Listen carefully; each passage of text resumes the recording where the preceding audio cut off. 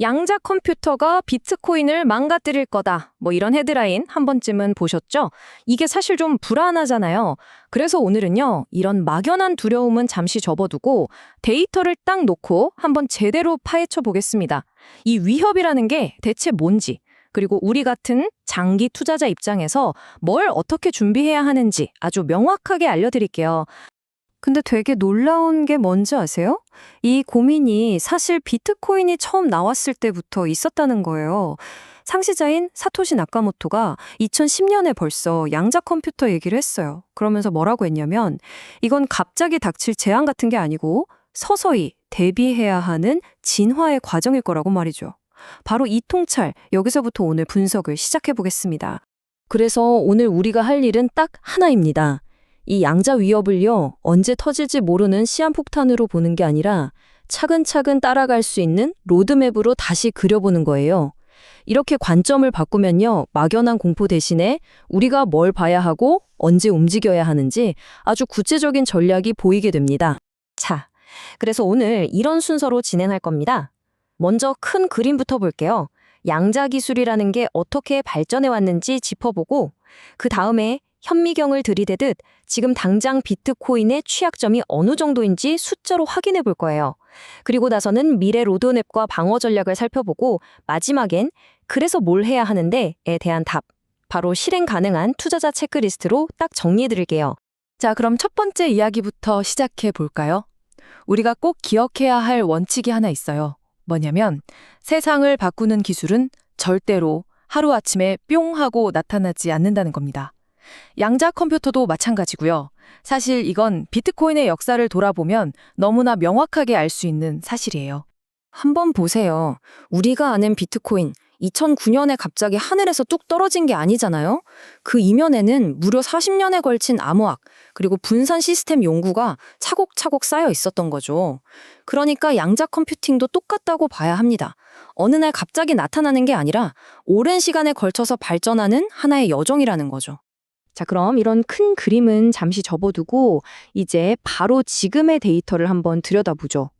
막연하게 위험하다가 아니라 현재 돌아다니는 비트코인 중에 정확히 몇 개가 몇 퍼센트가 양자 공격에 실제로 취약한지 숫자로 딱 까놓고 보겠습니다. 이 데이터를 한번 보세요. 일단 좋은 소식부터. 전체 비트코인의 약 65%는 지금 기준으로도 이미 안전합니다. 그럼 우리가 신경 써야 할 건 나머지 35%겠죠? 근데 이 35%도 다 같은 위험이 아니에요. 대부분인 26%는요, 주인이 마음만 먹으면 얼마든지 안전하게 옮길 수 있는, 말하자면 관리가 가능한 코인들이에요. 우리가 정말 손쓸 수 없는 진짜 위험은 겨우 9% 정도라는 거죠. 그 9%가 바로 이겁니다. 약 170만 개의 비트코인. 이건 P2PK라고 하는 아주 초창기 방식의 주소에 들어있는데요.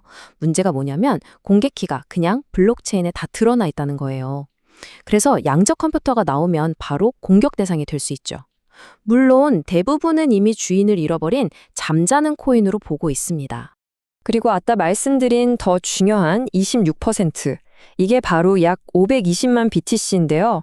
이건 관리 가능한 위험이라고 했죠. 왜 그러냐면 주로 같은 주소를 여러 번 써서 정보가 노출된 경우거든요. 이건 주인이 옮겨야겠다 하고 결심만 하면 언제든지 양자 컴퓨터에도 안전한 새 주소로 옮겨서 완벽하게 지킬 수 있습니다. 결국 이 코인들의 운명은 주인의 손에 달린 셈이죠. 자, 그럼 이제부터가 진짜 중요합니다. 이런 불확실성을 없애고 우리 투자자들이 직접 쓸 수 있는 지도를 하나 드릴게요.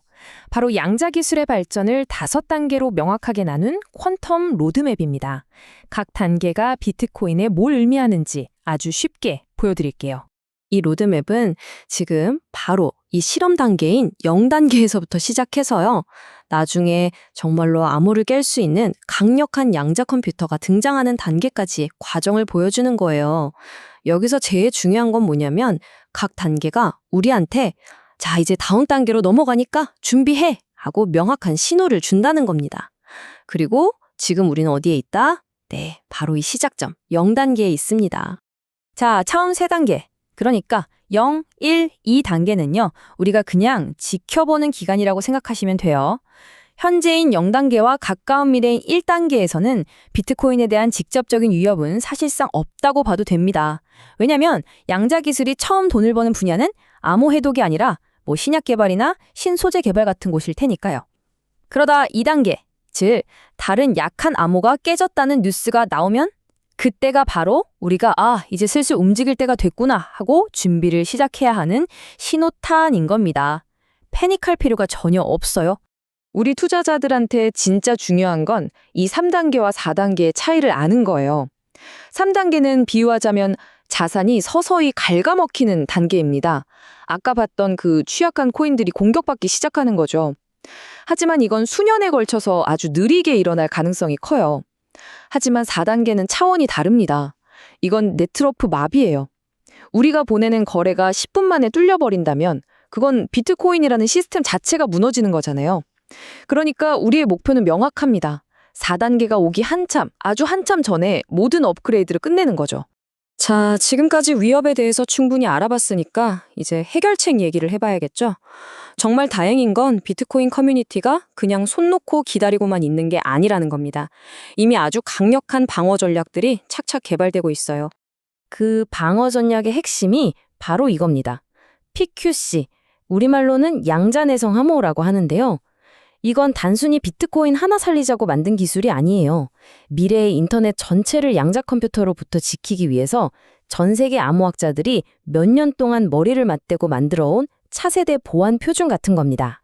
그리고 이 PQC는요, 그냥 상상 속의 기술이 아닙니다. 지금 보시는 이 화면처럼 이미 인터넷의 아주 중요한 부분에 실제로 적용되고 있어요. 이게 뭘 의미하냐면요. 나중에 비트코인이 PQC를 도입할 때 우리가 마루타가 되는 게 아니라는 거죠. 이미 다른 곳에서 충분히 검증된 안전한 기술을 가져다 쓰는 거니까 기술적인 위험이 확 줄어듭니다. 물론 비트코인 내부에서도 구체적인 움직임이 있습니다. 대표적인 게 바로 BIP360 같은 제안인데요. 쉽게 말해서 기존 시스템과 문제없이 어울리면서도 양자 공격은 완벽하게 막아내는 새로운 주소 타입을 만들자는 거예요. 이건 그냥 이렇게 하면 어떨까 하는 아이디어 차원이 아니라 실제로 코드를 짜면서 개발이 진행되고 있는 프로젝트입니다. 자, 그럼 이 모든 내용을 바탕으로 해서 이제 여러분이 그냥 지켜만 보는 사람이 아니라 똑똑하게 대응하는 투자자가 될 수 있도록 앞으로 뭘 눈여겨봐야 하는지 명확한 체크리스트를 딱 정리해드리겠습니다. 여러분께서 앞으로 지켜보셔야 할 워치리스트입니다. 첫 번째, 양자 컴퓨터가 다른 분야에서 먼저 성공했다는 소식이 들려온다. 이게 1단계 신호죠. 두 번째, 비트코인이 아닌 다른 약한 암호가 깨졌다는 뉴스가 나온다. 이게 2단계 신호고요. 그리고 가장 중요한 빨간불. 바로 비트코인과 똑같은 방식의 암호가 최초로 뚫리는 사건이 발생하는 겁니다. 이게 바로 3단계의 시작을 알리는 거죠. 우리는 이 외부적인 위협 신호와 함께 내부적으로 비트코인의 방어책, 예를 들면 BIP360 같은 것들이 얼마나 잘 준비되고 있는지를 동시에 봐야 합니다. 이 두 가지를 함께 보는 것, 이게 바로 진짜 리스크 관리입니다. 결론을 말씀드릴게요. 현재 여러 분석들이 말하는 가장 합리적인 시나리오는요. 진짜 위협이라고 할 수 있는 3단계가 오기까지 앞으로 최소 10년에서 20년 정도의 시간이 있다는 겁니다. 이 정도 시간이면요. 비트코인이 허둥지둥하지 않고 아주 신중하고 안전하게 업그레이드를 준비하기에 충분하고도 남는 시간이라고 할 수 있습니다. 마지막으로 이 질문을 한번 던져보고 싶습니다. 많은 사람들이 비트코인의 변화가 느리다, 보수적이다라고 하잖아요. 이게 과연 단점일까요? 어쩌면 섣부른 결정을 막고 아주 긴 호흡으로 안정성을 지켜나가는 최고의 안전장치는 아닐까요? 장기 투자자라면 이 질문에 대해 한 번쯤 깊이 생각해 볼 필요가 있을 것 같습니다.